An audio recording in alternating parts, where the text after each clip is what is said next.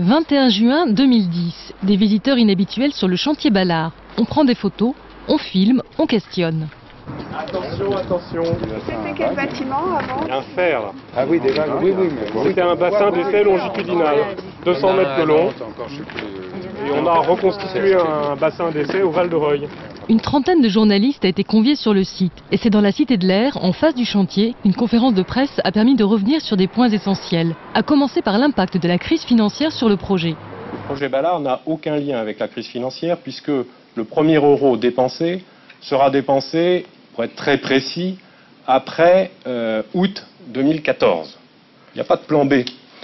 Le plan B, s'il existait, il ne serait pas gratuit.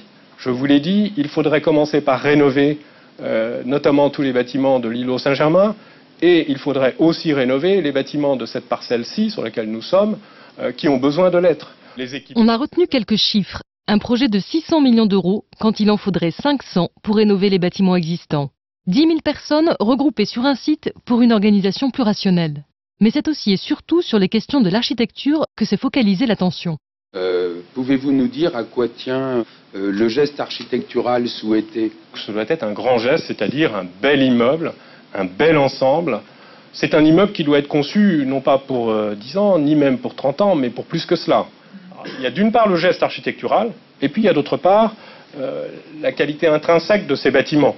Que ce soit la commodité de fonctionnement des locaux, que ce soit la robustesse de l'immeuble et sa sécurité, que ce soit le bon cheminement de l'ensemble des réseaux informatiques, et donc nous sommes attentifs et aux aspects de développement durable et aux aspects de qualité de l'aménagement intérieur de ces bâtiments. Un geste architectural qui sera l'occasion d'ouvrir le site sur la ville. Cela a été bien noté. Les Parisiens bénéficieront ici de 3 crèches et d'une piscine. Le sort du bassin de Giration, une belle pièce de l'architecture industrielle, a été évoqué. Il était début juillet en cours de démolition. Mais avant, il a été entièrement numérisé et reconstitué en images de synthèse pour en conserver la mémoire. Sur le site de Ballard, une page se tourne. En ce début d'été, le programme de démolition se poursuit dans les délais, normalement. Et pour un chantier de cette importance, ce n'est pas un vain mot.